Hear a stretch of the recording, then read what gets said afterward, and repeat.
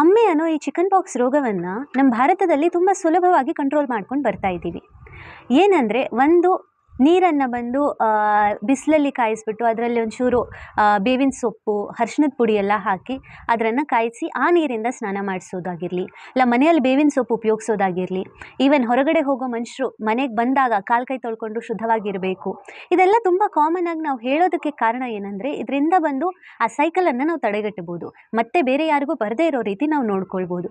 ಮನೆಯಲ್ಲಿ ಒಗ್ಗರಣೆ ಹಾಕದೆ ಮತ್ತು ತುಂಬ ಜಾಸ್ತಿ ಉಪ್ಪು ಖಾರ ಉಪಯೋಗಿಸದೆ ಅಡುಗೆ ಮಾಡೋದಕ್ಕೆ ಕಾರಣ ಏನಂದರೆ, ಪಿತ್ತ ಜಾಸ್ತಿ ಮಾಡದೆ ಬೇಗ ಆ ಇನ್ಫ್ಲಮೇಷನನ್ನು ಕಡಿಮೆ ಮಾಡಲಿಕ್ಕೆ. ಇದನ್ನು ಒಂದು ಸೈನ್ಸ್ ರೀತಿ ನಾವು ಅದನ್ನು ಅಳವಡಿಸ್ಕೊಳ್ಳೋದು ಇಸ್ ಅ ಬೆಟರ್ ಆಪ್ಷನ್. ಅದಕ್ಕೆ ಒಂದು ಧರ್ಮದ ಹೆಸರು ಕೊಡಬೇಕನ್ನೋ ಅವಶ್ಯಕತೆ ಇಲ್ಲ. ಆ್ಯಂಡ್ ಇದು ಕಂಪ್ಲೀಟ್ ಟ್ರೀಟ್ಮೆಂಟ್ ಅಂತಲೂ ಹೇಳೋಕ್ಕಾಗೋದಿಲ್ಲ. ಎಲ್ಲೆಲ್ಲ ಅವಶ್ಯಕತೆ ಬೀಳುತ್ತೋ ಅಲ್ಲಿ ಮಾತ್ರೆಗಳು ಉಪಯೋಗಿಸೋದಾಗಿರಲಿ, ಡಾಕ್ಟ್ರನ್ನು ಸಂಪರ್ಕಿಸ್ಕೊಂಡು ಅವರ ಅಡ್ವೈಸನ್ನು ಫಾಲೋ ಮಾಡೋದಾಗಿರಲಿ, ಇವೆಲ್ಲ ತುಂಬ ನೆಸೆಸಿಟಿ ಇರುತ್ತೆ.